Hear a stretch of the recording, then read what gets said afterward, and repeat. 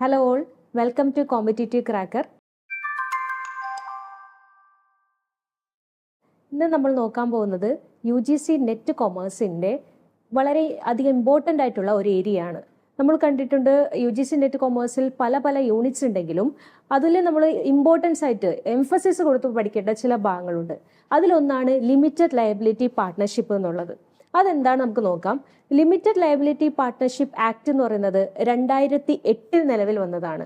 അതിനു മുന്നേ നമ്മൾ കമ്പനീസ് ആക്ട് അങ്ങനത്തെ 2013, 1956 അങ്ങനെയുള്ള കാര്യങ്ങളാണ് നമ്മൾ ഫോളോ ചെയ്തിരുന്നത്. Limited liability companies act LLP എന്നുള്ളത് 2008 കൊണ്ടുവന്നപ്പോൾ കമ്പനിയുടെയും പാർട്ട്ണർഷിപ്പിന്റെയും ഒരു ഫ്ലെക്സിബിലിറ്റി അതും രണ്ടും കൂടി കമ്പൈൻ ചെയ്ത് കൊണ്ടുവന്ന ഒരു ആക്ടാണ് ലിമിറ്റഡ് ലയബിലിറ്റി പാർട്ട്ണർഷിപ്പ് എന്നുള്ളത്. ഡീറ്റെയിൽ ആയിട്ട് നമുക്ക് പോവാം. Meaning Limited liability partnership is a combination of both partnership and cooperation. പാർട്ട്ണർഷിപ്പിന്റെയും കമ്പനിയുടെയും കോമ്പിനേഷൻ ആണ് ലിമിറ്റഡ് ലയബിലിറ്റി പാർട്ട്ണർഷിപ്പ് എന്ന് പറയുന്നത്.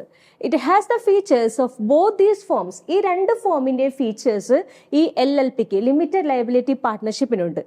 All limited liability partnership is governed under the Limited Liability Partnership Act 2018. 2008 LLP act പ്രകാരമാണ് ഈ ഒരു സ്ഥാപനം അല്ലെങ്കിൽ ഈ ഒരു പ്രസ്ഥാനം ലിമിറ്റഡ് ലയബിലിറ്റി പാർട്ട്ണർഷിപ്പ് മുന്നോട്ട് പോകുന്നത്. This form of organization would be quite useful for small and medium enterprises in general. അതായത് കമ്പനി തുടങ്ങണമെങ്കിൽ ഒരു വലിയ ഒരു സെറ്റപ്പാണ് നമുക്ക് വേണ്ടത്. പക്ഷെ അത്രയൊന്നും കേപ്പബിൾ അല്ലാത്തവർ, അതായത് small and medium enterprises follow ചെയ്യുന്ന ഒരു ഫോം ഓഫ് ഓർഗനൈസേഷൻ ആണ് ലിമിറ്റഡ് ലയബിലിറ്റി പാർട്ട്ണർഷിപ്പ് എന്ന് പറയുന്നത്. And for enterprises in the services in particular, ഏറ്റവും കൂടുതൽ സർവീസ് സെക്ടേഴ്സ് ആണ് ഈ LLPയിൽ വരുന്നത്. ഇനി എന്തൊക്കെയാണ് ഈ LLPയുടെ ഫീച്ചേഴ്സ്, പ്രത്യേകതകൾ എന്തൊക്കെയാണ് നമുക്ക് നോക്കാം. ആദ്യത്തെ പോയിന്റ് ആണ് ലീഗൽ എൻറ്റിറ്റി എന്ന് പറയുന്നത്. ലീഗൽ എൻറ്റിറ്റി എന്ന് വെച്ചിട്ടുണ്ടെങ്കിൽ ഒരു സെപ്പറേറ്റ് എക്സിസ്റ്റൻസ് ഉണ്ട്. നോക്കൂ, the LLP shall be a body corporate formed and incorporated under the LLP Act 2018. LLP Act 2008 പ്രകാരം വന്നിരിക്കുന്ന ഒരു ബോഡി കോർപ്പറേറ്റ് ആണ് ലിമിറ്റഡ് ലയബിലിറ്റി പാർട്ട്ണർഷിപ്പ് എന്ന് പറയുന്നത്. It's a legal entity separate from that of its partners. നമ്മൾ കമ്പനിയിലും കണ്ടിട്ടുണ്ട് separate existence ഉണ്ട്. അതായത് കമ്പനിയും കമ്പനിയിലെ ഷെയർ ഹോൾഡേഴ്സും ബോത്ത് ആർ ഡിഫറെന്റ്. അതുപോലെ തന്നെയാണ് ഇവിടെ വരുന്നത്. പാർട്ട്ണർഷിപ്പും അതായത് ലിമിറ്റഡ് ലയബിലിറ്റി പാർട്ട്ണർഷിപ്പും അവിടുത്തെ പാർട്ട്നേഴ്സും പരസ്പരം രണ്ട് ഡൈവേർജിങ് സെക്ടറാണ്, രണ്ട് ആൾക്കാരാണ്. അതാണ് നമ്മൾ legal entity, separate legal entity എന്ന പോയിന്റിൽ ഉദ്ദേശിക്കുന്നത്. അടുത്ത പോയിന്റ് ആണ് continuous existence. And LLP shall have A perpetual succession. Any change in the partners of the LLP shall not affect the existence, right and liabilities of the LLP. നമ്മൾ നേരത്തെ പറഞ്ഞു separate existence ഉണ്ട് എന്ന് പറഞ്ഞു. Separate existence എന്ന് പറയുമ്പോൾ പാർട്ട്നേഴ്സും LLPയും രണ്ടാണ്. അതുപോലെ തന്നെയാണ് ഇവിടെ കണ്ടിന്യൂസ് എക്സിസ്റ്റൻസ് ആണ്. ഒരു പാർട്ട്ണർക്ക് എന്തെങ്കിലും സംഭവിച്ചോ, ആ പാർട്ട്ണർ മരിച്ചു പോയോ, അയാൾ ഇൻസോൾവെന്റ് ആയോ, അങ്ങനെയുള്ള സിറ്റുവേഷനിൽ ആ LLP കണ്ടിന്യൂ ചെയ്യും. അതായത് അവിടെ ഒരു സീസിങ്, ഒരു സ്റ്റോപ്പിംഗ് നടക്കുന്നില്ല, അത് കണ്ടിന്യൂ ചെയ്യും. അതാണ് കണ്ടിന്യൂസ് എക്സിസ്റ്റൻസ് കൊണ്ട് ഉദ്ദേശിക്കുന്നത്. അപ്പോൾ second point continuous existence. The third point is number of partners. Limited liability പാർട്ട്ണർഷിപ്പിന്റെ പോലെ തന്നെയാണ് മിനിമം 2 പേരെങ്കിലും ഉണ്ടായിരിക്കണം. നോക്കൂ, every LLP shall have at least 2 partners and shall also have at least 2 individuals as designated partners. നമ്മൾ പറഞ്ഞു ഇവിടെ പാർട്ട്നേഴ്സും ഡെസിഗ്നേറ്റഡ് പാർട്ട്നേഴ്സിനുമുള്ള പോയിന്റ്സ് വന്നിട്ടുണ്ട്. നമ്മൾ ഡീറ്റെയിൽ ആയിട്ട് പിന്നെ നോക്കാം. Of ഹൂം at least 1 shall reside in India. അതിൽ ഒരാൾ ഇന്ത്യയിൽ താമസിക്കുന്ന വ്യക്തിയായിരിക്കണം. അതായത് നമ്മൾ പറഞ്ഞു 2 പാർട്ട്നേഴ്സ് മിനിമം ഉണ്ടായിരിക്കണം. അതുപോലെ തന്നെ 2 ഇൻഡിവിജ്വൽസ് ഡെസിഗ്നേറ്റഡ് പാർട്ട്നേഴ്സ് ആയിട്ടും ഉണ്ടായിരിക്കണം. There is no maximum limit to the number of partners as concerned. അവിടെ മാക്സിമം നമ്പർ ഓഫ് പാർട്ട്നേഴ്സ് ഇത്ര വേണം എന്ന് പറഞ്ഞൊരു ലിമിറ്റ് ഒന്നുമില്ല. എത്ര പേർക്ക് വേണമെങ്കിലും ആകാം. നമ്മൾ കമ്പനിയിൽ പഠിക്കുന്നത് പോലെ തന്നെ എത്ര പേർക്ക് വേണമെങ്കിലും ആകാം. ഇവിടെ നമ്മൾ കണ്ടു പാർട്ട്ണർഷിപ്പിന്റെയും കമ്പനിയുടെയും രണ്ടിന്റെ ഒരു ബ്ലെൻഡ് ആണ് വരുന്നത്. രണ്ടിന്റെ ഫീച്ചേഴ്സ്, അതായത് നല്ല ഫീച്ചേഴ്സ് അക്സെപ്റ്റ് ചെയ്യുന്നു. അങ്ങനെയാണ് ഒരു LLP എന്നുള്ള ഒരു ഫോം ഉണ്ടായിരിക്കുന്നത്. സോ നമ്പർ ഓഫ് പാർട്ട്നേഴ്സ് എന്ന് പറയുന്നത് മിനിമം 2ഉം മാക്സിമം 50യും ആണ്. അതുപോലെ ടൈപ്പ് ഓഫ് പാർട്ട്നേഴ്സ് ഏത് തരത്തിൽ വേണമെങ്കിലും ആവാം. അതെങ്ങനെയാ നോക്കൂ, എനി ഇൻഡിവിജ്വൽ ഒരു ബോഡി കോർപ്പറേറ്റ് ആണ്. May be A partner in LLP. ഒരു LLPയിൽ പാർട്ട്ണർ ആവാനായിട്ട് ഏതെങ്കിലും ഒരു ഇൻഡിവിജ്വലിനോ അല്ലെങ്കിൽ ബോഡി കോർപ്പറേറ്റിനോ ആവാം. ബോഡി കോർപ്പറേറ്റ് എന്ന് പറയുന്നത് ഏത് കമ്പനി വേണമെങ്കിലും ആകാം. പബ്ലിക് ആവാം, പ്രൈവറ്റ് ആയിരിക്കാം, വേറെ ഒരു പാർട്ട്ണർഷിപ്പ് ഫേം ആയിരിക്കാം, അസോസിയേഷൻ ഓഫ് പേഴ്സൺ ആയിരിക്കാം. അങ്ങനെ എന്ത് ടൈപ്പ് ആണെങ്കിലും നമ്മൾ ബോഡി കോർപ്പറേറ്റിൽ ഉദ്ദേശിക്കുന്നുണ്ട്. So the next point is rights and duties of partners. പാർട്ട്നേഴ്സിന്റെ റൈറ്റ്സും ഡ്യൂട്ടീസും എങ്ങനെയാണെന്നാണ് ഇനി നമ്മൾ നോക്കുന്നത്. Mutual rights and duties of the partners are governed by the agreement between the partners or between the LLP. അതായത് നമ്മൾ പാർട്ട്ണർഷിപ്പിൽ നമ്മൾ ഈ എഗ്രിമെന്റിനെയാണ് നമ്മൾ പാർട്ട്ണർഷിപ്പ് ഡീഡ് എന്ന് പറയുന്നത്. അതായത് പാർട്ട്നേഴ്സ് തമ്മിലുള്ള കരാറ് എങ്ങനെയൊക്കെ ചെയ്യണം, പ്രോഫിറ്റ് ഷെയറിങ് എങ്ങനെയായിരിക്കണം, അല്ലെങ്കിൽ ബിസിനസ്സിൽ ഇന്നൊരു കാര്യം സംഭവിച്ചാൽ എന്തായിരിക്കും അതിൽ ഡീൽ ചെയ്യേണ്ടത്, ആ സിറ്റുവേഷൻ എങ്ങനെ ടാക്കിൾ ചെയ്യണം, ഇതെല്ലാം നമ്മൾ പറയുന്നത് പാർട്ട്ണർഷിപ്പ് ഡീഡിലാണെങ്കിൽ ഇവിടെ നമ്മൾ അതിന് ഉപയോഗിക്കുന്ന ഒരു എഗ്രിമെന്റ് ഉണ്ട്. ആ എഗ്രിമെന്റിന് നമ്മൾ പറയുന്നുണ്ട് ഇൻകോപ്പറേഷൻ എഗ്രിമെന്റ്, അങ്ങനെ ആ എഗ്രിമെന്റ് രജിസ്ട്രേഷൻ്റെ ഒക്കെ വരുന്നുണ്ട്. അപ്പോൾ അതുപോലെ തന്നെ ഇവിടെ ഒരു എഗ്രിമെന്റ് ഉണ്ട്. ഈ എഗ്രിമെന്റിൽ വരുന്നത് എന്താണ്? മ്യൂച്വൽ റൈറ്റ്സ്, പരസ്പരമുള്ള അവകാശങ്ങളും അതുപോലെ ഡ്യൂട്ടീസ്, പാർട്ട്നേഴ്സിന് എന്തൊക്കെ ഡ്യൂട്ടീസ് ആണ് ചെയ്യേണ്ടത് അതെല്ലാം ഇവിടെ വരുന്നു. ഈ കാര്യങ്ങളെല്ലാം ഗവേൺഡ് ബൈ ദി എഗ്രിമെന്റ് പ്രകാരമാണ് വരുന്നത്. അതുപോലെ തന്നെ and the partners subject to the provisions of the LLP Act 2008. ഈ പാർട്ട്നേഴ്സ് എല്ലാവരും LLP Act 2008 പ്രകാരമാണ് പ്രവർത്തിക്കേണ്ടത്. സോ അത് കാണിക്കുന്ന എഗ്രിമെന്റ് ആണ് LLP എഗ്രിമെന്റ് എന്ന് പറയുന്നത്. Next point, partners as agent. നമ്മൾ പറഞ്ഞിട്ടുണ്ട് പാർട്ട്നേഴ്സ് എന്ന് പറയുന്നത് ഏജൻസ് ആണ്. ആര് ഏജൻസ്? പാർട്ട്ണർഷിപ്പ്, ലിമിറ്റഡ് ലയബിലിറ്റി പാർട്ട്ണർഷിപ്പിന്റെ ഏജൻസ് ആണ്. ലിമിറ്റഡ് ലയബിലിറ്റി പാർട്ട്ണർഷിപ്പിൽ എന്തൊക്കെ നടക്കുന്നുണ്ടോ അതെല്ലാം ചെയ്യാനായിട്ട് നമ്മൾ അപ്പോയിന്റ് ചെയ്തിരിക്കുന്ന ഏജൻസി പോലെയാണ് നമ്മൾ പാർട്ട്നേഴ്സിനെ ഡീൽ ചെയ്യുന്നത്. അതുകൊണ്ടാണ് പാർട്ട്നേഴ്സ് ആസ് ഏജൻസ് എന്ന് പറയുന്നത്. Every partner of an NLP is four the purpose of the business of the LLP. അതായത് ഒരു പാർട്ട്ണർ LLPയുടെ പാർട്ട്ണർ നിൽക്കുന്നത് ആ LLP എന്നുള്ള ബിസിനസ് ചെയ്യാൻ വേണ്ടിയിട്ടാണ്.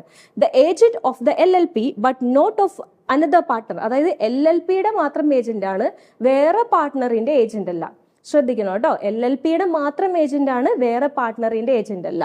സോ അതാണ് പാർട്ട്നേഴ്സ് ആസ് ഏജൻസ് എന്നുള്ള പേര് പറയുന്നത്. Next, limited liability. നമ്മൾ പാർട്ട്ണർഷിപ്പിലുള്ള ഒരു മെയിൻ ഫീച്ചറാണ് ലിമിറ്റഡ് ലയബിലിറ്റി അല്ലെങ്കിൽ അൺലിമിറ്റഡ് ലയബിലിറ്റി. കമ്പനിയിൽ വരുന്നു, കമ്പനിയിൽ ലിമിറ്റഡും പാർട്ട്ണർഷിപ്പ് അൺലിമിറ്റഡും വരുന്നു, അങ്ങനെയുള്ള കേസൊക്കെ വരാറില്ലേ? അതുപോലെയാണ് limited liability. The liability of the partners of the LLP is limited only to the amount contributed by them. അതായത് പാർട്ട്നേഴ്സിന്റെ ലയബിലിറ്റി എന്ന് പറയുന്നത് എത്ര രൂപയാണോ അവർ ക്യാപിറ്റൽ കോൺട്രിബ്യൂട്ട് ചെയ്തിരിക്കുന്നത്. അൺലിമിറ്റഡ് ലയബിലിറ്റി അല്ല, നമ്മൾ കമ്പനിയിലെ പോലെ തന്നെ എത്ര രൂപയാണോ അവർ ക്യാപിറ്റൽ കോൺട്രിബ്യൂട്ട് ചെയ്തിരിക്കുന്നത് അതുപോലെയാണ് ഇവരുടെ ലയബിലിറ്റി വരുന്നത്. ആ ഒരു എമൗണ്ടിന് മാത്രം ഇവർക്ക് ബാധ്യത ഏൽക്കേണ്ടത് ആവശ്യമുള്ളൂ. No partner will be individually liable for any wrongful acts of other partners. വേറെ ഏതെങ്കിലും പാർട്ട്നേഴ്സ് എന്തെങ്കിലും തെറ്റ് ചെയ്തിട്ടുണ്ടെങ്കിൽ, എന്തെങ്കിലും റോങ് ആയിട്ട് എന്തെങ്കിലും ചെയ്തിട്ട് എന്തെങ്കിലും ബാധ്യത വന്നിട്ടുണ്ടെങ്കിൽ അതെല്ലാം LLP നോക്കേണ്ട ആവശ്യമില്ല. അണ്ടർസ്റ്റുഡ്? അതായത് ആ പാർട്ട്നേഴ്സ് അവരെന്തെങ്കിലും റോങ്ഫുൾ ആക്ട് അവരുടെ സ്വയം പേഴ്സണലി അവർ ചെയ്തിട്ടുണ്ടെങ്കിൽ അതിന്റെ ഉത്തരവാദിത്തം വഹിക്കേണ്ടത് ആ പാർട്ട്നേഴ്സ് ആണ്. അല്ലാത്ത സിറ്റുവേഷനിൽ ഇവരുടെ ലയബിലിറ്റി എന്ന് പറയുന്നത് എത്ര രൂപയാണോ ഇവർ കോൺട്രിബ്യൂട്ട് ചെയ്തിരിക്കുന്നത് അത് മാത്രമാണ് ഇവരുടെ ലയബിലിറ്റി ആയിട്ട് വരുന്നത്. സോ നെക്സ്റ്റ് ഫീച്ചർ എന്ന് പറയുന്നത് നെയിം ഓഫ് ദ ഫേം. എങ്ങനെയാണ് ഈ LLPക്ക് പേര് കൊടുക്കേണ്ടത്?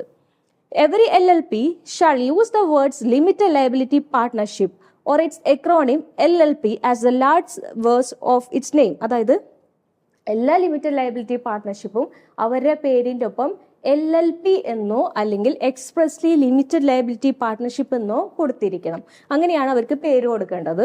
നമ്മൾ പബ്ലിക് കമ്പനി ആണെങ്കിൽ പബ്ലിക് ലിമിറ്റഡ്, പ്രൈവറ്റ് കമ്പനി ആണെങ്കിൽ പ്രൈവറ്റ് ലിമിറ്റഡ് എന്നൊക്കെ കൊടുക്കുന്നത് പോലെ തന്നെ ഇവരെയാണെങ്കിൽ ലിമിറ്റഡ് ലയബിലിറ്റി പാർട്ട്ണർഷിപ്പ് എന്ന് വ്യക്തമായി എടുത്ത് കാണിച്ചിരിക്കണം. So next point is financial disclosure. നമ്മളിപ്പോൾ കമ്പനീസിലൊക്കെ ആണെങ്കിൽ എല്ലാ വർഷവും ബാലൻസ് ഷീറ്റ്, ട്രേഡിംഗ് അക്കൗണ്ട് ഇതെല്ലാം പ്രിപ്പയർ ചെയ്ത് ആനുവൽ റിപ്പോർട്ട് സബ്മിറ്റ് ചെയ്യുന്നത് പോലെ തന്നെ ഇവിടെയും ലിമിറ്റഡ് ലയബിലിറ്റി പാർട്ട്ണർഷിപ്പും അവരുടെ എല്ലാ ആക്ടിവിറ്റിയും കൃത്യമായി റെക്കോർഡ് ചെയ്തിരിക്കണം. നോക്കൂ, every limited liability partnership is under an obligation to maintain annual account reflecting true and fair view of it state of affairs. അതായത് ഇവരുടെ കാര്യങ്ങളെല്ലാം വ്യക്തമായി ഫെയർ ആയിട്ടും സത്യമായിട്ടും രേഖപ്പെടുത്തിയിട്ടുള്ള ഒരു റെക്കോർഡ് ഇവർ കീപ്പ് ചെയ്യണം. A statement of accounts and solvency must be filed with the registrar every year. എല്ലാ വർഷവും ഇവരുടെ അക്കൗണ്ട്സിന്റെ ഒരു സ്റ്റേറ്റ്മെന്റ് അതുപോലെ തന്നെ സോൾവൻസി, സ്റ്റേറ്റ്മെന്റ് ഓഫ് സോൾവൻസി എന്ന് വെച്ചാൽ എന്താ, ഇവർക്ക് ലയബിലിറ്റീസ് മീറ്റ് ചെയ്യാനുള്ള കപ്പാസിറ്റി ഉണ്ട്. അതാണ് നമ്മൾ സോൾവൻസി കൊണ്ട് ഉദ്ദേശിക്കുന്നത്. അതായത് അസറ്റ്സ് എക്സീഡ്സ് ലയബിലിറ്റിയേക്കാൾ കൂടുതൽ അസറ്റ് ഉണ്ട് എന്ന് കാണിക്കുന്ന ഒരു സോൾവൻസി സ്റ്റേറ്റ്മെന്റും എല്ലാ വർഷവും രജിസ്ട്രാറിന് സമർപ്പിക്കണം. പിന്നെ അടുത്ത പോയിന്റ് എന്ന് പറയുന്നത് വൈൻഡിങ് അപ്പ്. എങ്ങനെയാണ് ഈ ലിമിറ്റഡ് ലയബിലിറ്റി പാർട്ട്ണർഷിപ്പ് അവസാനിപ്പിക്കുന്ന കാര്യമാണ് പറയുന്നത്. അതായത് an LLP may be wound up either voluntary or by the tribunal. അതായത് നമ്മൾ കമ്പനിയുടെ വൈൻഡിങ് അപ്പ് ഡിസൊല്യൂഷൻ പോലെയൊക്കെ തന്നെ എങ്ങനെയാണ്, അതായത് വോളണ്ടറിലി അവർക്ക് സ്വമേധയാ അല്ലെങ്കിൽ ട്രിബ്യൂണലിന്റെ ഇടപെട്ടുകൊണ്ടോ വൈൻഡപ്പ് ചെയ്യാം. And the LLP so wound up may be dissolved. അതുപോലെ തന്നെ വേണമെങ്കിൽ ഇവർക്ക് ഡിസോൾവും ചെയ്യാം, എല്ലാം നിർത്തി ഒക്കെ അടച്ചുപൂട്ടി പോകാനും പറ്റും. അപ്പൊ ഇത്രയാണ് LLPയുടെ ഫീച്ചേഴ്സ് എന്ന് പറയുന്നത്. അപ്പോൾ ഒന്നുകൂടി നോക്കൂ ഏതൊക്കെ വരുന്നതെന്ന്. ലീഗൽ എൻറ്റിറ്റി, സെപ്പറേറ്റ് ആയിട്ടുള്ള എക്സിസ്റ്റൻസ് ഉണ്ട്. രണ്ടാമത്തേതാണ് പറയുന്നത് കണ്ടിന്യൂസ് എക്സിസ്റ്റൻസ്, ഒരാളുടെ മരണത്തോണ്ടോ ഒരു പാർട്ട്ണറിന്റെ മരണത്തോണ്ടോ അല്ലെങ്കിൽ അയാളുടെ ആബ്സെൻസ് കൊണ്ടോ ആ ഒരു ലിമിറ്റഡ് ലയബിലിറ്റി പാർട്ട്ണർഷിപ്പ് അവസാനിക്കുന്നില്ല.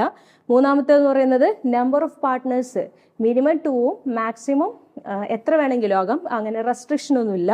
ടൈപ്പ് ഓഫ് പാർട്ട്നേഴ്സ് എന്ന് പറയുന്നത് ആർക്ക് വേണമെങ്കിലും പാർട്ട്ണർ ആവാം, ഇൻഡിവിജ്വൽ ആയിരിക്കാം, ബോഡി കോർപ്പറേറ്റ് ആയിരിക്കാം, ആർക്ക് വേണമെങ്കിലും ആകാം. അതുപോലെ rights and duties of partners എന്ന് പറയുന്നത് അവർ എഗ്രിമെന്റിൽ പറഞ്ഞിരിക്കുന്ന പോലെ ആയിരിക്കും ഓരോ പാർട്ട്നേഴ്സിന്റെ റൈറ്റ്സും ഡ്യൂട്ടീസും വരുന്നത്. അതുപോലെ പാർട്ട്നേഴ്സ് എന്ന് പറയുന്നത് LLPയുടെ ഏജൻസ് ആണ്. പിന്നെ ലിമിറ്റഡ് ലയബിലിറ്റി എന്ന് പറയുന്നത് ലിമിറ്റഡ് ആണ്, അവരെത്രയാണോ ക്യാപിറ്റലിൽ കോൺട്രിബ്യൂട്ട് ചെയ്തിരിക്കുന്നത് അത്രയും മാത്രമേ ലയബിലിറ്റി വരുള്ളൂ. അതുപോലെ ഫേമിന്റെ പേരിന്റെ മുന്നിൽ LLP എന്ന് സ്പെസിഫൈ വ്യക്തമായിട്ട് എഴുതിയിരിക്കണം. ഈ പേര് ഇടുമ്പോൾ ഏതെങ്കിലും എക്സിസ്റ്റൻസ് നിലവിലുള്ള രാഷ്ട്രീയ നേതാക്കന്മാരെയോ അങ്ങനെയുള്ള പേരുകളൊന്നും കൊടുക്കാൻ പാടില്ല. കമ്പനീസിൽ പേര് കൊടുക്കുന്ന പോലെ തന്നെ വ്യക്തമായിട്ട് പേര് സ്പെസിഫൈ ചെയ്തിരിക്കണം. ലിമിറ്റഡ് ലയബിലിറ്റി പാർട്ട്ണർഷിപ്പ് അല്ലെങ്കിൽ LLP എന്ന് എഴുതിയിരിക്കണം. അതുപോലെ ഫിനാൻഷ്യൽ ഡിസ്ക്ലോഷർ, എല്ലാ വർഷവും സ്റ്റേറ്റ്മെന്റ്സ് ഓഫ് അക്കൗണ്ട്സും അതുപോലെ സോൾവൻസി റിപ്പോർട്ടും രജിസ്ട്രാറിന് സമർപ്പിക്കണം. അതുപോലെ വൈൻഡ് അപ്പ്, എങ്ങനെ വേണമെങ്കിലും കമ്പനി അടച്ചുപൂട്ടി പോകാം, വോളണ്ടറിയോ അല്ലെങ്കിൽ ട്രിബ്യൂണലിന്റെ ഇടപെടലുകൂടെ കമ്പനി വൈൻഡ് അപ്പ് ചെയ്യാൻ പറ്റും. അപ്പൊ ഇത്രയാണ് ഫീച്ചേഴ്സ് എന്ന് പറയുന്നത്. Then who can become partners in an LLP, ആർക്കൊക്കെ പാർട്ട്നേഴ്സ് ആകാൻ പറ്റും എന്നാണ് നമുക്ക് നോക്കുന്നത്. ആദ്യത്തെ എന്ന് പറയുന്നത് an LLP incorporated in and outside India, ഇന്ത്യക്കുള്ളിലോ വെളിയിലോ രജിസ്റ്റർ ചെയ്തിട്ടുള്ള വേറെ ഏതെങ്കിലും LLPക്ക് പാർട്ട്ണർ ആകാൻ പറ്റും. അതുപോലെ a company incorporated in and outside India, ഇന്ത്യക്കുള്ളിലോ വെളിയിലോ രജിസ്റ്റർ ചെയ്തിട്ടുള്ള ഏത് കമ്പനിക്ക് വേണമെങ്കിലും പാർട്ട്ണർ ആവാൻ പറ്റും.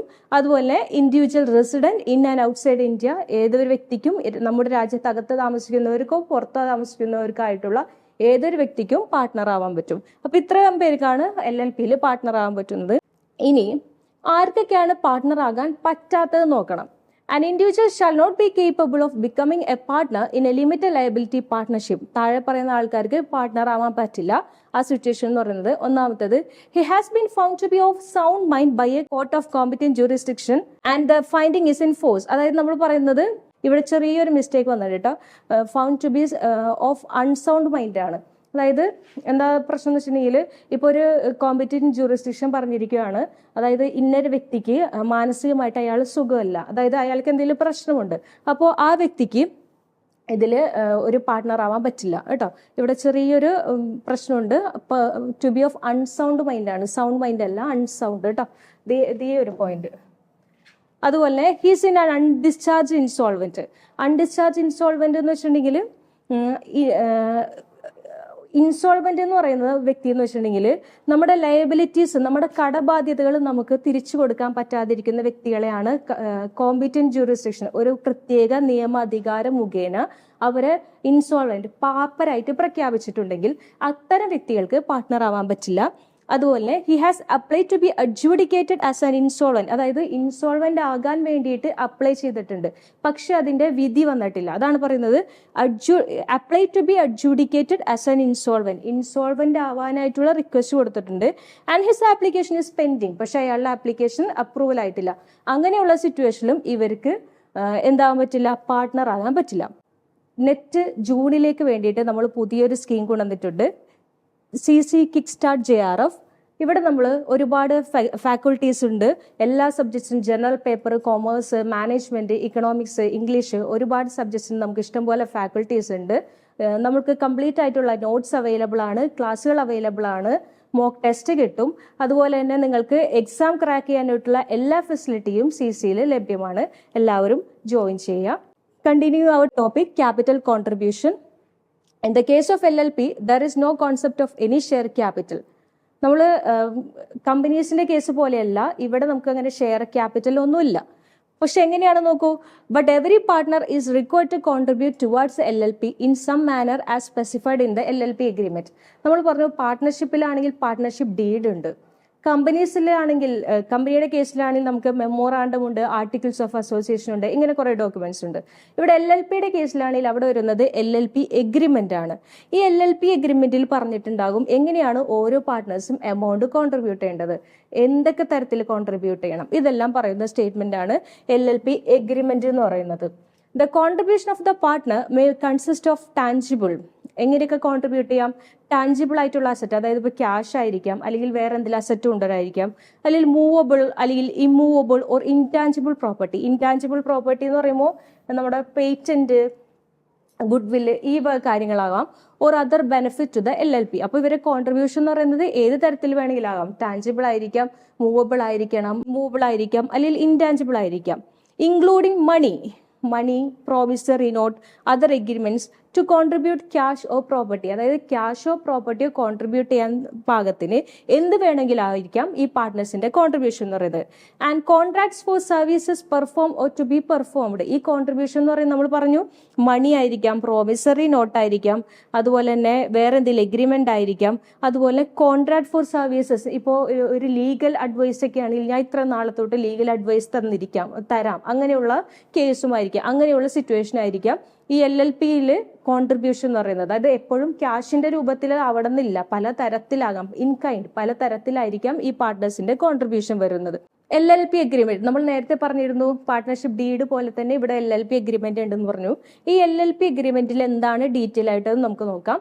LLP means any written agreement between the partners of the limited liability partnership. അതായത് പാർട്ട്നേഴ്സ് തമ്മിലുള്ള എഗ്രിമെന്റ് ആയിരിക്കാം LLP എഗ്രിമെന്റ് എന്ന് പറയുന്നത്, അല്ലെങ്കിൽ or between the limited liability partnership and its partners. അതായത് പാർട്ട്നേഴ്സ് തമ്മിലോ അല്ലെങ്കിൽ പാർട്ട്ണർഷിപ്പ് തമ്മിലോ ഉള്ള എഗ്രിമെന്റും ആയിരിക്കാം.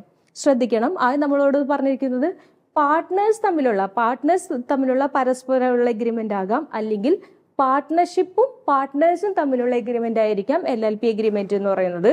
Which determines the mutual rights and duties of the partners. ഇവിടെ വരുന്നത് പാർട്ട്നേഴ്സിന്റെ മ്യൂച്വൽ റൈറ്റ്സും ആൻഡ് ഡ്യൂട്ടീസ് ആണ്, അവർക്ക് എന്തൊക്കെ ഉത്തരവാദിത്തങ്ങളുണ്ട്, എന്തൊക്കെ അവകാശങ്ങളുണ്ട്, ഇതെല്ലാമാണ് LLP എഗ്രിമെന്റിൽ വരുന്നത്. And duties in relation to that limited liability partnership. Limited liability പാർട്ട്ണർഷിപ്പുമായി ബന്ധപ്പെട്ട എല്ലാ കാര്യങ്ങളാണ് LLP എഗ്രിമെന്റിൽ വരുന്നത്.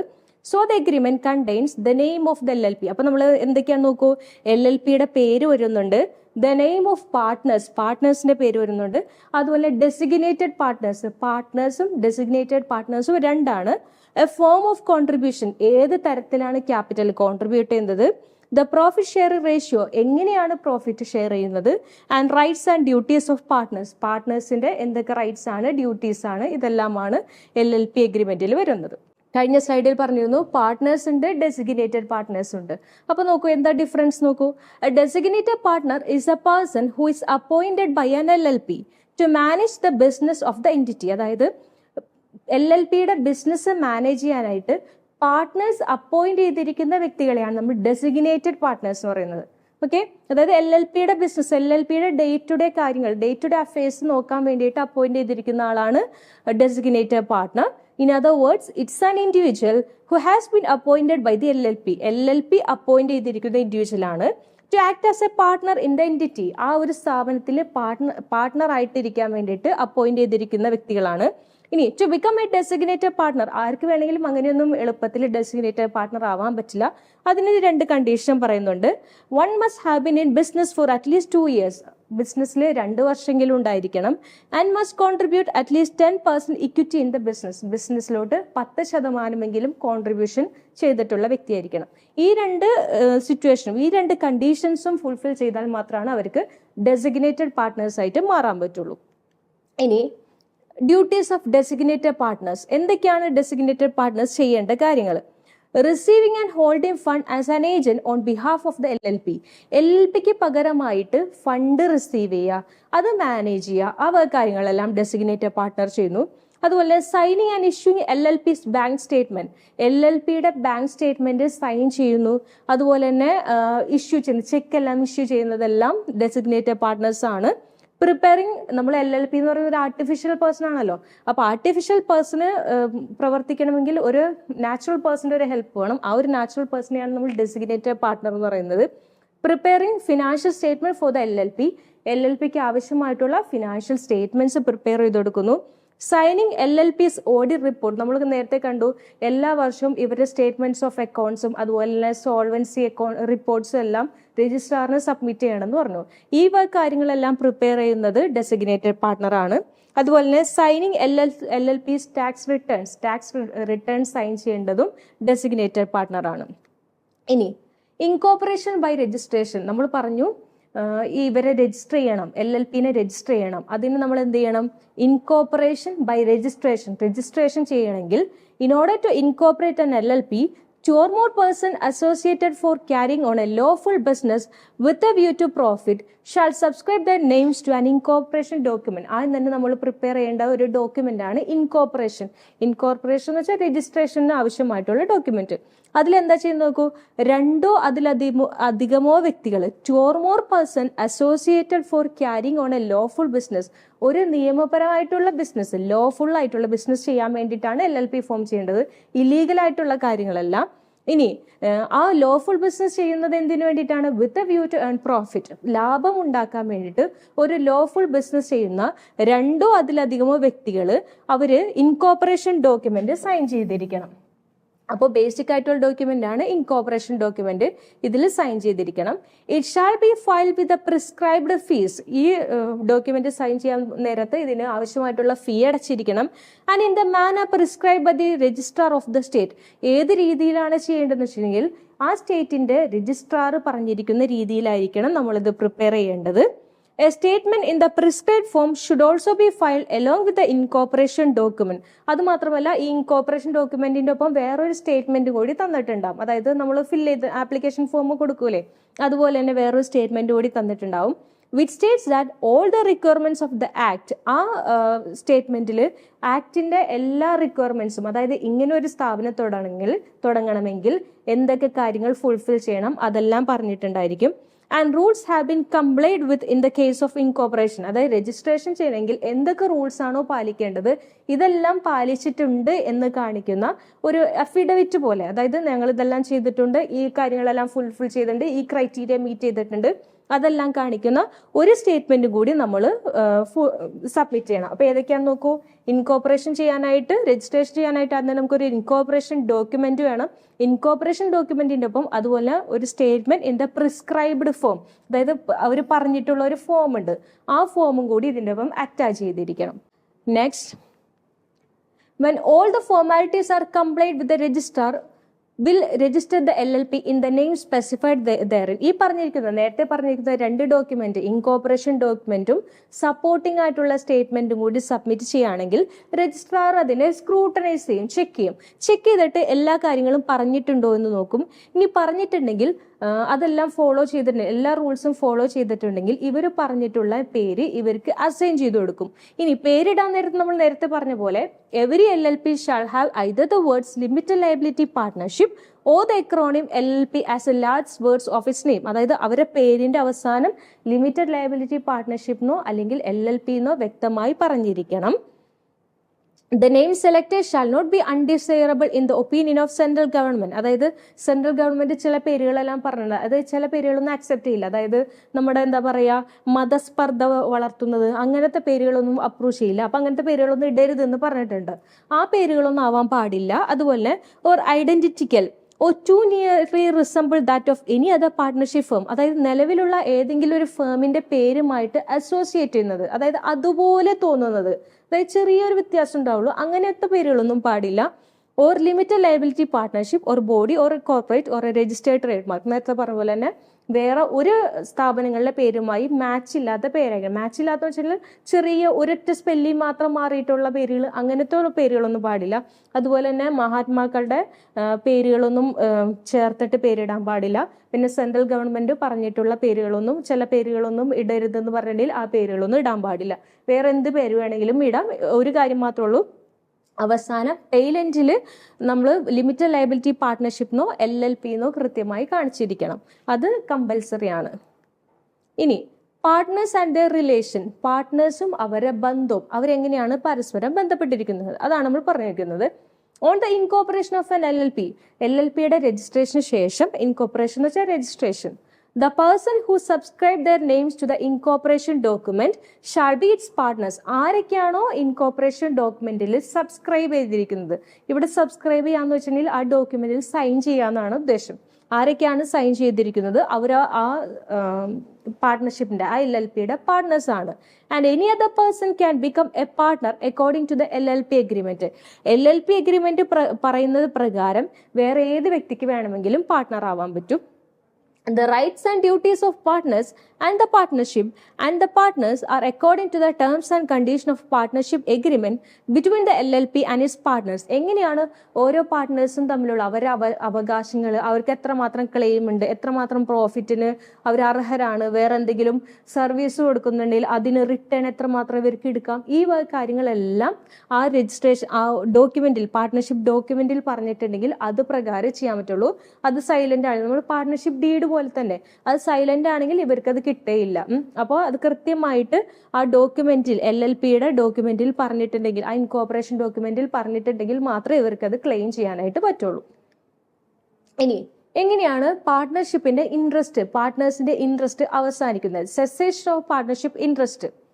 A person may cease to be a partner of LLP in accordance with the agreement with other partners or in the absence of agreement with other partner as to the cessation of being a partner by giving a notice in writing of not less than 30 days to the other partners of his intention to resign a partner. അതായത് cessation എന്ന് വെച്ചാൽ നമുക്കറിയാം അത് stop ആവണം. അത് ഞാനിപ്പോൾ ഒരു LLPയിൽ work ചെയ്യാണ്, LLPയിലുള്ളതാണെങ്കിൽ എനിക്ക് തോന്നുകയാണ് ഈ ബിസിനസ്സിൽ മുന്നോട്ട് പോയിട്ട് കാര്യമില്ല, എനിക്ക് ഈ ബിസിനസ്സുമായിട്ട് യാതൊരു താല്പര്യമില്ല, എനിക്ക് എങ്ങനെയും ഇതിന് പോകണം എന്നാണെങ്കിൽ അങ്ങനെ ഒരു സുപ്രഭാതത്തിൽ നമുക്ക് ഓടിപ്പോയി ഞാൻ പോകാമെന്ന് പറഞ്ഞ് പോകാൻ പറ്റില്ല. അതിന് കൃത്യമായിട്ട് പ്രയർ നോട്ടീസ് കൊടുക്കണം. നോട്ടീസ് കൊടുക്കാൻ നേരത്തെ നോട്ടീസ് ഇൻ റൈറ്റിംഗ് എഴുതി തന്നെ കൊടുക്കണം. ഓറല് ഞാൻ പോവുകയാണെന്ന് പറഞ്ഞിട്ട് ചെയ്യാൻ പറ്റില്ല, റൈറ്റിംഗിൽ കൃത്യമായി എഴുതി കൊടുക്കുകയും വേണം. അതുപോലെ 30 days 30 ദിവസം മുന്നെങ്കിലും കൊടുക്കണം. അതായത് എനിക്ക് ബിസിനസ്സിൽ നിൽക്കാൻ താല്പര്യമില്ല, ഞാൻ പോവാണ്, സീസ് ചെയ്യാണ്, സ്റ്റോപ്പ് ചെയ്യാണെന്ന് പറയുകയാണെങ്കിൽ കൃത്യമായി നോട്ടീസ് കൊടുത്തിരിക്കണം. Extend and liability of LLP and partners. ഇനി LLPയുടെയും പാർട്ട്നേഴ്സിന്റെ ലയബിലിറ്റി എത്രമാത്രം ഉണ്ട്, എത്രമാത്രം ലയബിലിറ്റിയാണ് ഇവർക്കുള്ളതെന്നാണ് നോക്കുന്നത്. Every partner of the LLP is treated as agent of the LLP. നമ്മൾ നേരത്തെ പറഞ്ഞിരുന്നു പാർട്ട്നേഴ്സ് ആസ് ഏജന്റ്സ് പറഞ്ഞിരുന്നു, അത് തന്നെയാണ് ഇവിടെ പറയുന്നത്. അതായത് LLPയുടെ എല്ലാ പാർട്ട്നേഴ്സും ആ LLPയുടെ ഏജന്റ്സ് ആണ്. But not of other partners for the purpose of doing the business. LLPയുടെ മാത്രം ഏജന്റ് ആണ്, മറ്റ് പാർട്ട്നേഴ്സിന്റെ ഏജന്റ് അല്ല. ശ്രദ്ധിക്കണം കേട്ടോ. അതായത് LLPയുടെ മാത്രമാണ് ഏജന്റ്സ്, വേറെ പാർട്ട്നേഴ്സിന്റെ ഏജന്റ് അല്ല. The LLP is liable if a partner of an LLP is liable to any person as a result of a wrongful act or omission on his part in the course of the business of the LLP or with its authority. അതായത് ഈ LLP എന്നുള്ള business ചെയ്യുമ്പോൾ ഏതെങ്കിലും ഒരു പാർട്ട്ണറിന് എന്തെങ്കിലും liability നേരിടേണ്ടി വന്നു, അതായത് എന്തെങ്കിലും ബാധ്യത വന്നു.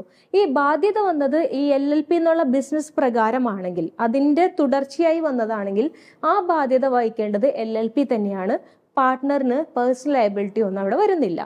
ഇനി an obligation of the LLP whether arising in contract or otherwise shall be solely the obligation of the LLP. അതായത് ഏതെങ്കിലും ഒരു കോൺട്രാക്ട് മുഖേനയോ അല്ലെങ്കിൽ വേറെ ഏതെങ്കിലും രീതിയിലോ ഈ LLPക്ക് എന്തെങ്കിലും ഒബ്ലിഗേഷൻ വന്നിട്ടുണ്ടെങ്കിൽ അത് നോക്കേണ്ടത് LLP തന്നെയാണ്, നോട്ട് ദ പാർട്ട്നേഴ്സ്.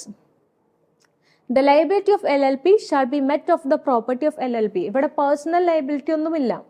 അതായത് കമ്പനി പോലെയാണ്, ലിമിറ്റ് ലയബിലിറ്റി ആണ്. LLPയുടെ ലയബിലിറ്റി നോക്കേണ്ടത് LLPയുടെ പ്രോപ്പർട്ടിയിൽ നിന്നാണ്, പാർട്ട്നേഴ്സിന്റെ പേഴ്സണൽ പ്രോപ്പർട്ടിയിൽ നിന്നല്ല. Next, a partner of an LLP shall not be personally liable for the wrongful act or omission of any other partner of the LLP. അതായത് LLPയിലെ പാർട്ട്നേഴ്സിൽ ഏതെങ്കിലും ഒരാൾ എന്തെങ്കിലും തെറ്റ് ചെയ്തിട്ടുണ്ടെങ്കിൽ, ഏതെങ്കിലും ഒരാൾ എന്തെങ്കിലും ചതിക്കുകയോ ആരെങ്കിലും പറ്റിക്കുകയോ ചെയ്തിട്ടുണ്ടെങ്കിൽ അവർ മറ്റ് പാർട്ട്നേഴ്സ് പേഴ്സണലി ലയബിൾ അല്ല. അതായത് ഇപ്പോൾ X എന്ന് പറഞ്ഞ വ്യക്തി ഉണ്ടാക്കിയിട്ടുള്ള പ്രശ്നങ്ങൾക്ക് Yയും Zയും ഒന്നും ആ ബാധ്യത മാറ്റി കൊടുക്കേണ്ട ആവശ്യമില്ല. അതാണ് പറയുന്നത് partners are not personally liable, personal liability ഇവിടെ വരുന്നില്ല. അപ്പൊ ഇത്രയാണ് ലയബിലിറ്റീസ് എന്ന് പറയുന്നത്. To conclude, we can say that an LLP is a type of business that combines the benefits of a company with the flexibility of a partnership. അപ്പോൾ LLP എന്ന് പറഞ്ഞാൽ നമ്മൾ അവസാനിപ്പിക്കാൻ എങ്ങനെ പറയാം? അതായത് കമ്പനിയുടെയും പാർട്ട്ണർഷിപ്പിന്റെയും ഒരു മിക്സ് ആണ്, ഒരു ബ്ലെൻഡിങ് ആണ്. അതായത് പാർട്ട്ണർഷിപ്പിന്റെ ഫ്ലെക്സിബിലിറ്റി ഉണ്ട്, കമ്പനിയുടെ ബെനിഫിറ്റ്സും ഉണ്ട്. അതാണ് ലിമിറ്റഡ് ലയബിലിറ്റി പാർട്ട്ണർഷിപ്പ് എന്ന് പറയുന്നത്. അപ്പോൾ ഈ ക്ലാസ് ഇഷ്ടമായെങ്കിൽ എല്ലാവരും യൂട്യൂബിൽ ഈ ആപ്പ് സബ്സ്ക്രൈബ് ചെയ്യുക, ലൈക്ക് ചെയ്യുക. നിങ്ങൾ അടുത്ത ജൂൺ 2025 നെറ്റ് എക്സാമിന് പ്രിപ്പയർ ചെയ്യുകയാണെങ്കിൽ ഞങ്ങളുടെ അടുത്തൊരു 6 മന്തിൻ്റെ ബാച്ച് ഉണ്ട്. ഈ ബാച്ചിൽ നമ്മൾ ചെയ്യുന്ന കാര്യങ്ങൾ വെച്ചാൽ എല്ലാ പേപ്പേഴ്സും ഉണ്ട്. ജനറൽ പേപ്പർ ഉണ്ട്, സബ്ജക്ട് പേപ്പേഴ്സും ഉണ്ട്, ഇൻ ആപ്പ് വീഡിയോ ക്ലാസ്സസ് ഉണ്ട്, live session for all subjects. ഏതൊക്കെ സബ്ജക്ട്സ് ആണ് നിങ്ങൾക്ക് വേണ്ടത് അതിൻ്റെ ലൈവ് സെഷൻ ഉണ്ട്. അതുപോലെ തന്നെ ഓരോ കുട്ടിക്കും പേഴ്സണൽ മെൻറ്റേഴ്സ് ഉണ്ട്, ഫ്ലെക്സിബിൾ ടൈം ഷെഡ്യൂൾസ്. നിങ്ങളുടെ സമയം എപ്പോഴാണോ ആ സമയം അനുസരിച്ചാണ് ലൈവ് ക്ലാസ്സസ് എല്ലാം വരാം. ഡെയിലി എക്സാം ഉണ്ടാവും, നിങ്ങളുടെ പ്രോഗ്രസ് എങ്ങനെയാണെന്ന് ഇവാലുവേറ്റ് ചെയ്യും. അതുപോലെ പോൾസ് ഉണ്ടാവും ഡെയിലി. നമ്മൾ ഇപ്പോൾ ഒരു ഏരിയ തന്നിട്ടില്ല, ഒരു സബ്ജക്ട്സ് ഒരു ടോപ്പിക്ക് തന്നിട്ടുണ്ടെങ്കിൽ ആ ടോപ്പിക്സിനെ പറ്റിയുള്ള പോൾസ് എല്ലാം ഉണ്ടാവും. അപ്പോൾ നിങ്ങൾ ക്ലാസ്സുകളൊക്കെ ഇഷ്ടമായെങ്കിൽ നിങ്ങൾ ലൈക്ക് ചെയ്യുക, സബ്സ്ക്രൈബ് ചെയ്യുക. നെറ്റ് ക്രാക്ക് ചെയ്യാൻ താല്പര്യമുള്ളവർ അപ്ലൈ ചെയ്യുക, ഉടനെ തന്നെ അപ്ലൈ ചെയ്യുക, വൈകിക്കേണ്ട. Thank you.